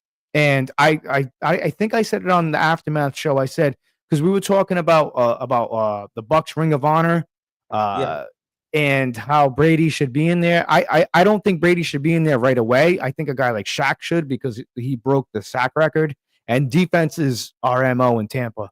But a guy like Brady, I think you got to wait on him so you can see the seeds that were planted here. Losing is no longer an option, and that's instilled with guys like Godwin, who's a prime example, Mike Evans, and Tristan Wirfs. Levante David, like these guys have been here. They've been through the worst times, and they've been here through the Brady times. That's why a guy like Micah Parsons coming into this system, I think he would change. And I think being surrounded by like guys like Levante, if they're still around, but even like guys like, Antoine Winfield, Jamel Dean, Todd Bowles. Todd Bowles is like, he's one of the best defensive coordinators, believe it or not. The problem is he don't have a pass rusher. And I think if you bring in a guy like Micah Parsons or a Max Crosby, I would prefer Micah Parsons. I'm sorry. You're talking about a championship defense here. You're talking about, listen to this. Yaya Diaby. That's what he's missing. Why was Simeon Rice so good? Because Warren Sapp ate up the interior. And that's what caused Rice to get all these sacks. You take a look at our defense right now. Say you added a Micah Parsons to that. You have Vita Vea on that line. You have Kalijah Kancey on that line. And you also have a rotational of Logan Hall and whoever is going to fill in that role. And then on the outside, you have Yaya Diaby. Inside linebacker is a question mark. But look at our secondary with Antoine Winfield Jr., Jamel Dean, Tyke Smith. You have Mike Edwards back, which is huge. Jordan Whitehead. You mean to tell me a guy like Micah Parsons, that's the missing key to this defense? And maybe. Here's why I say this. He would have to I want change to count his this in a mentality. minute. Oh, yeah. I just say that another example. Remember Leonard Fournette? Leonard was a great talent before he got the Tampa. Yeah, but that's different, man. He had talent. But when he again, but he was problematic. He's problematic. He was on his way out. He got cut. There's a difference. Yeah, this is true. Micah Parsons ain't gonna get cut. Yeah, no, they ain't cutting him. You know what I said? Let's go after someone more like a JPP, was a guy who's not is on the radar as much. What about the Jags, Josh Allen? I prefer Josh Allen over Levante. I mean, over Devin White that year. That's a good one. I would love that, Slick. Again, you could go down that route, and he's still got the talent. He's a bit older. He's a bit more of a veteran. That's where you don't pay as much. I think the Dallas Cowboys will probably want at least two first round picks. You think so? I don't know. You've been seeing a lot of these superstar players, man, that are on the chopping block.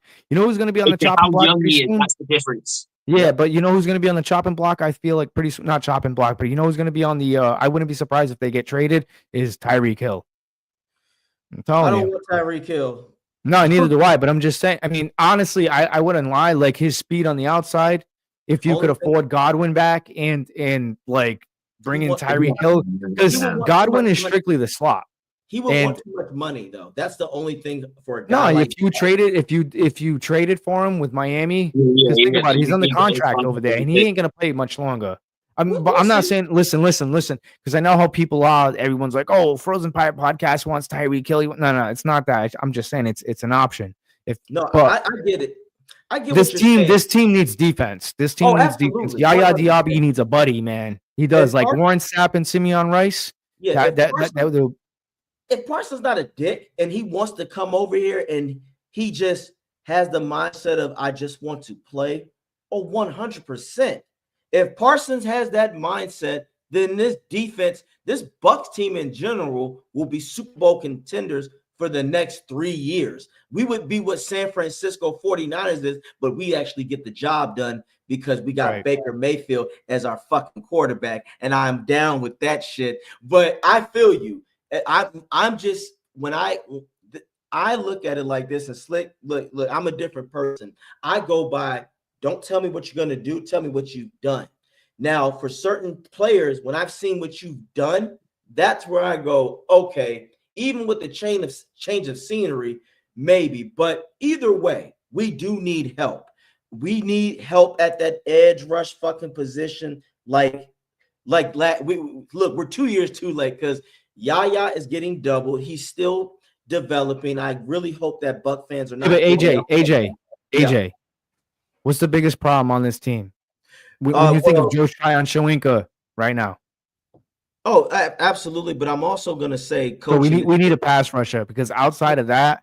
Yeah, but I'm going to go with coaching. I'm going to go with coaching because Dan Campbell just showed you last night. There's 13 balls, man. Yeah, but he's a different caliber of coach. No, but but either way, you know why? Because he just believes. Slick and all them. I always go back to Slick because he's a coach because I've seen what Slick has done in the championship. Oh, absolutely. But what I'm just saying, like, sometimes though. Yeah, you need talent. But if you don't look at it like this, you got to remember Quan Alexander. He was on the fucking street, and Dan Campbell brought him off. He didn't make him do anything complex. That game against the Packers, a lot of those backup people, they just did the basic football fundamentals. Oh, don't get me wrong. He's a phenomenal coach. He's a phenomenal coach, and I love Dan Campbell. And the Lions, believe it or not, the Lions are a tough team. Oh, yeah. Well, look at Mike Tomlin. This is what I'm going to say about the Lions. Like, everybody buys into these teams. Like, don't get me wrong. The Lions are a good team. I don't want anybody to take this out of context. The Lions are a great team. Like, they're fucking ballsy. They're tough. They're black and blue. They remind me of that tough NFC Central division that we used to be in pre-2001 or 2 when the divisions realigned. But as far as Dan Campbell goes, I've seen teams like this, like the Eagles and all that. They have this high fucking profile going into the playoffs, and then when they get in, they're one and done. Look, I don't give a shit what you do during the season. Oh yeah. If you get into the playoffs, it's a whole different scenario. You know what I'm saying? Like I like Dan Campbell. Believe me, he's got balls. Yeah. But at the end of the day, we beat them. They beat us. I just want the Buccaneers to get into the playoffs because this shit doesn't. None of this shit matters. Like I just look. But I'm not disagreeing with you. Dan Campbell has balls, and I wish Todd Bowles had a little bit like more. Like I honestly think that game against the Niners and the Chiefs, we should have won those games because he should have went for it, but he didn't. But I'm gonna ride with 6, and I'm gonna ride with Todd Bowles because he's the coach, man, and that's it, man. And I like Dan Campbell, but sometimes like you can gamble like that and you can get risky, yeah, because it's the regular season. But let me see how much. Let me see how many he gambled before in the no he got to the playoffs and decided not to gamble, and it fucking fucked him up. That's what I'm saying. Like, let me see how big your balls are during the playoffs, man. Because that's when you're one and done. Yo, that's when you're one and done. Coach, am I lying? No, you're not. But when you go against your principles, usually it does fuck you up. Because when Dan doesn't be aggressive, that's when his team. So who do you think has the advantage? Like, say if these two teams met and there was some situational football where we all ridicule Todd Bowles for, but some situational football, right, where something like this, a scenario does play out. Yes, I honestly like my chances with Todd Bowles. Yeah, the conservativeness, it's just because it's the regular season. There's no consequences.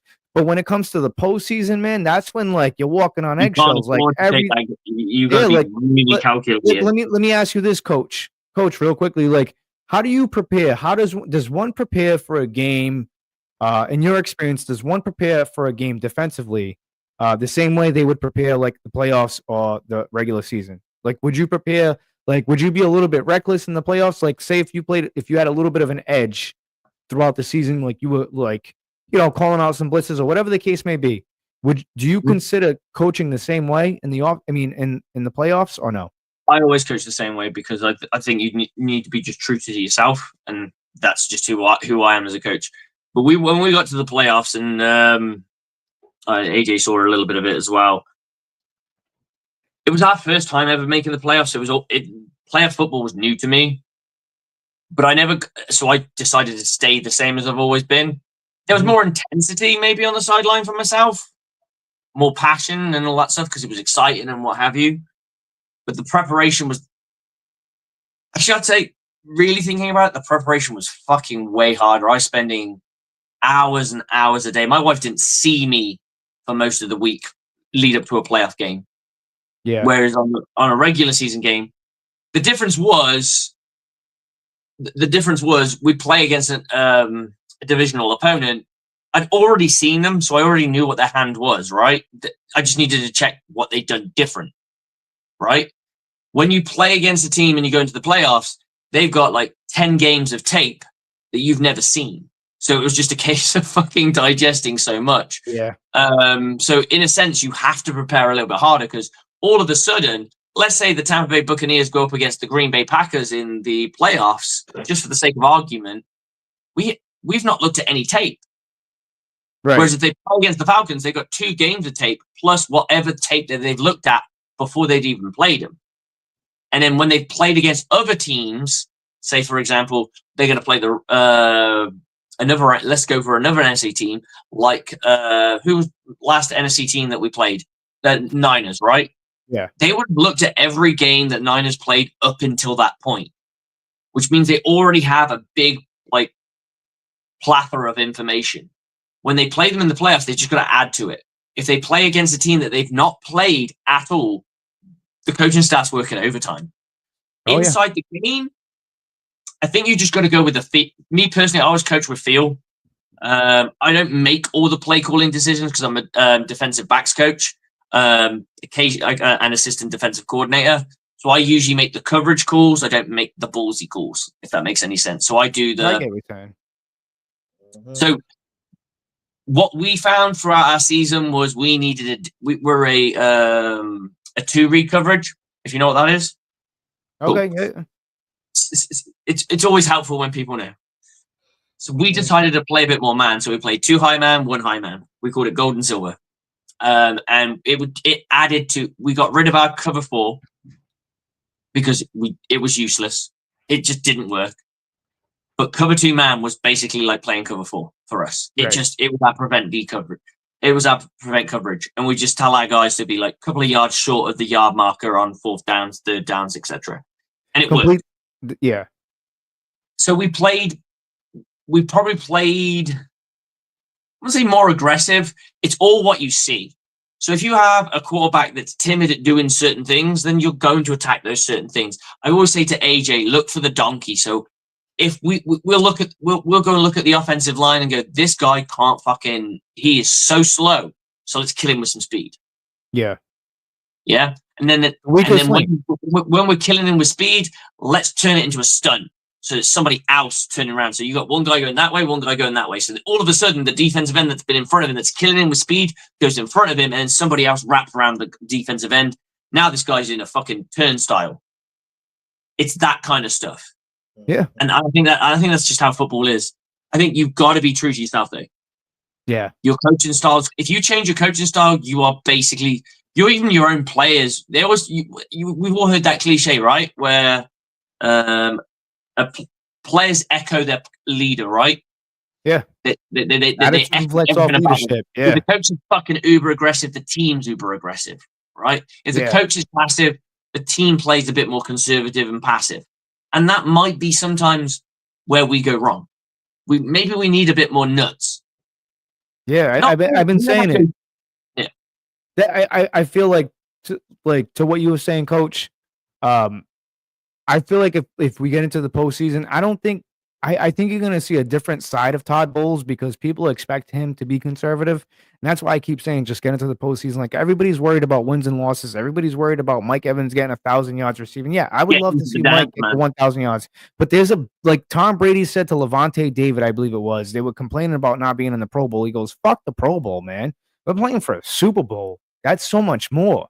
And I think that is so much more like for guys like Baker Mayfield, like AJ, like we got a show tomorrow. Like a big question is, can the Buccaneers continue the momentum with Baker Mayfield and that leadership? And I think so. I think they can. A guy like that, he wants to win a Super Bowl, man. Like, let's face facts. The dude wants to win a Super Bowl. And I think this team has a good shot. And I think Todd Bowles and Baker and Liam, like this team has a good shot. They just got to win out. But I think the biggest problem with this team is the pass rushing. It's just like I like Yaya Diaby, I do, but I'm not saying Yaya Diaby. You got to choose between Yaya and Joe Tryon-Shoyinka. One of them two is the problem, and I don't think it's Yaya. I think it's Joe Tryon. All gas, no brakes. I think you got to bring in a guy like Parsons or Crosby, more Micah Parsons than anything. I think a change of environment to him is what he needs. I don't think he would be like a Leonard Fournette. I just think that. I think he would be. I'm not gonna say like a Devin White because Devin White, that kind of pissed me off. The dude had a lot of talent, but I think Micah Parsons could like be a top 5, top 10 in sacks if he came to the Buccaneers with Todd Bowles. I really do. So too, I just really think you've got to value what you're going to get, what you've got to give up to get him. If it's all, I would be okay with a 1 and a 3. Get away with just giving up draft real estate for what you've got this year, then yeah, I think it's a good. Let me ask you this: teams get really desperate, like when let's just say he had 2 years left in his contract. The Cowboys can say, "Hey, we want 2 first-round picks. We want 3 first-round picks." But because this is, I believe, what he has 1 more year left. At a low number, at a low cap number right now, it's realistic for the Bucs. It really is. And the Cowboys are probably going to be like, you know what? We're going to tag him, but you know what? It's going to be a roster fucking waste of space because we already got fucking problems. They have to rebuild. Honestly, they do. And, if a team like Tampa Bay comes calling and says, hey, we'll give you a 1 and a 3 for him, you're probably going to take that. I would take that. I would take a 1 and a 3.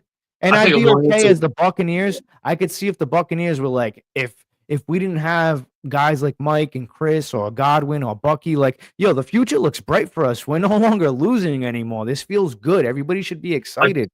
Like, I feel we're a pass rusher away for sure. yeah, absolutely. That's why I'm saying, like, you got to take Linebacker a would be chance. nice. Yeah, like a solid and who knows, he could light up the world. Like you saw what Shaq Barrett did. I'm not comparing the two, but I'm just saying a guy like Micah Parsons coming in here, man. I think it would be fucking huge for the Tampa Bay Bucs if they don't win it all this year. And I feel like that's a position they got to look at. The offensive line, boys. Yeah. Are you guys satisfied with it? I am. I like it. It's solid. The offense you guys is great. Hey, yeah, we can run the ball, you guys we can digging? pass the ball. Yo, listen, you guys digging our running back rotation, that three-headed monster? Them guys are still here. You know, the only problem we have is Godwin's going to be a free agent. I like the wide receiving core. I like Sterling Shepard. He's going to be a free agent, but I feel like those two contracts are he'll come manageable. back. I feel like he's got some with the. Do you see how he went off on a Mike Evans touchdown? Yep. Yeah. Yep. Godwin ain't going anywhere. Yeah, that's what I'm saying. You got to keep those guys around. And you know, I'm not worried about this offense. We got the tight ends. Kate Otten is surprised me. I wasn't a fan of his. Yo, the only problem is our defense, and we already got all the most important guys locked up. That's why I'm saying you have nothing to lose. Literally a 1 and a 3 for this dude. And I think you can bring back Edwards next year as well. Yeah, man. I didn't want to see Edwards leave, man. I really didn't. I loved Mike Edwards. He was a ball hawk. Yeah, he was what Tyke Smith is doing right now. A little bit on what. Yeah, go ahead. No, he is. I want to piggyback on what Coach Slick was saying about coaching, because this is a prime example of. I like the fact that you said, for the most part, you just coach the way you're supposed to. Great example. You know why? Because the offense tried to do more when they didn't have to against the Panthers, and that's why we were in the clusterfuck in the passing when we could have kept it simple. That's why I'm with you. That's why, Slick, I like to do it that way. When I go into another game, yes, is the consequences in the playoffs different? Yes, but that doesn't mean that my mindset has to be, because what you don't want to do is overthink yourself, because that's how teams fuck up a lot of times. Now, I hope you're right. We were talking about this before earlier, me and the dude. I hope you're right, Louis. Maybe if this offense does their job, when they do their job, not if, when the Bucs get in the playoffs. I'm not going to say if, when they do, because that's another thing I want to say before I wrap it up on my end. By next Sunday at 5:00, ladies and gentlemen, I can keep going, baby. The Bucs are going to be the Bucs are going to be the NFC South champs. What I will say is this: don't overthink it. Handle your business, and you will get, and the results will get there. I'm hoping, Louis, that you're right. That Bowles is saying, I got something cooking in the playoffs. They're going to expect this, but I'm going to do that. Well, let me ask you guys real quick before we wrap this up. Pass them a little bit.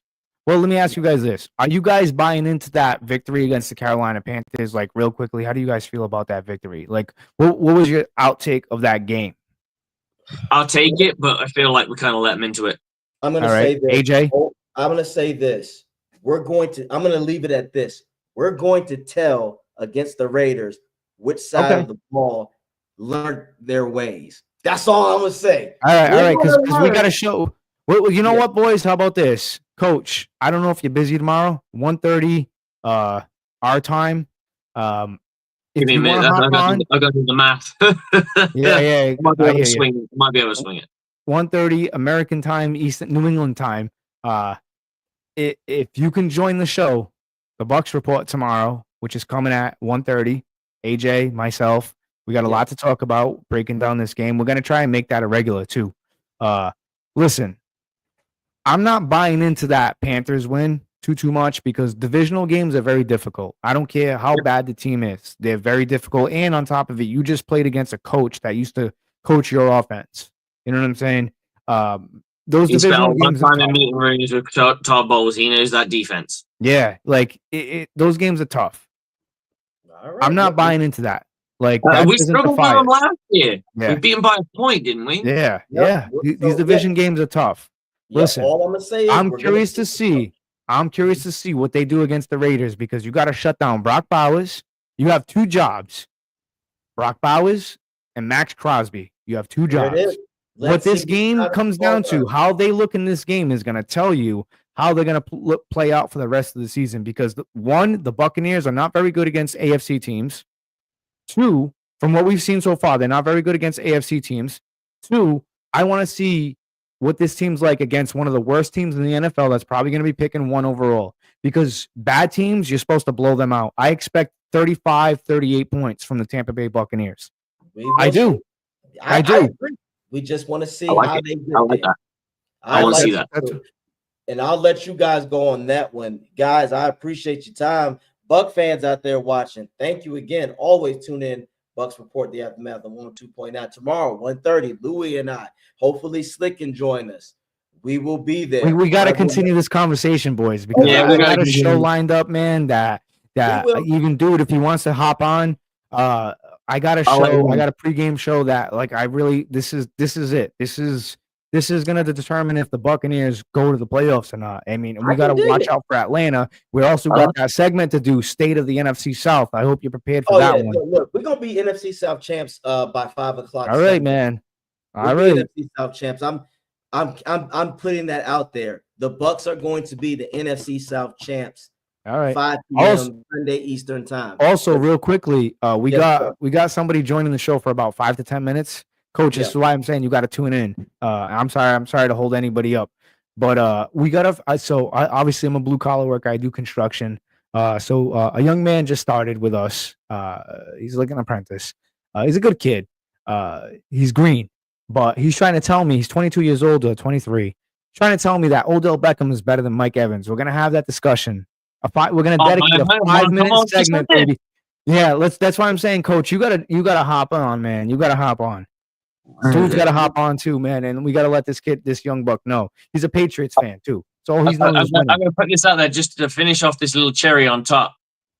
Odell Beckham is a poor man's Antonio Brown. Ooh. There it is. I wouldn't even say poor man. He's got the talent. He's got some of the talent. He's got plenty of diva too. Yeah, but he hasn't got the same amount of talent. Exactly. Right, because that's on tomorrow's show. 1,000-yard season. Can someone just remind me? Was that 2018? Yeah, it's been a while. Let's bring it. It's good. Yeah. Let's get tomorrow. BPL has flattened, but y'all take care of yourselves. Y'all be easy. Go Bucs and take care of yourself, fellas. I'm out. Peace. Peace. Hey man, I'll hopefully catch you tomorrow. Got to check what the fans doing, and then I will let you know. But I'd love to pop in. Yeah, man. You make sure you send me an email through the X group chat and stuff like that. That way I can send you the link. But yeah, like tomorrow, like I said, 1:30, we have a big show lined up for the Bucs Report. Week 14, Buccaneers, Raiders. You can catch me on the Frozen Pirate podcast on every major platform. And tomorrow's going to be a fun show. So make sure you guys like and subscribe. And you can always find me here on Bucs Report with these guys. It's always a blast, Coach. It's always a blast. And remember, this was supposed to be a cheeky hour. It's turned into like a 2-hour thing. So I love it when it turns out because man, I fucked everybody's plans up. Hey, hopefully, it'd be that's fine. I'm going to bed. So honestly, by the time next year I go up there to celebrate the birthday, hopefully, like one of these bands, like Social Distortion, Misfit, whoever. That'd be cool. Yeah. That'd be cool. We'd have to attend that shit for sure. Yeah. Oh, absolutely. All right, man. Look after yourself, man. I'll catch you soon. You too. Okay, guys, that's the end of the show. It's been a longer one than expected. We almost hit the 2-hour mark. But when the conversation is flowing, you can see how passionate these Buccaneers fans that we are. And we do love this team. And you guys, if you ever want to come in on the show, send us something. Sometimes we don't see it. The conversation gets flowing that much. We don't see nothing. But guys, we appreciate all the support, everything that you bring into, even the comments that you guys bring in. Boys and ladies and gentlemen, we've got a big one. If we can pip this one and the Falcons fail, as they always do, we're top of the division again. Top dogs. And then we just got to win. We just got to keep that consistent, keep turning the screw, keep tightening it up until they splinter and they fuck off out of the division. Because that's what we need to do. Without further ado, guys, Bucs on me, Bucs on free. 1, 2, 3. Go Bucs!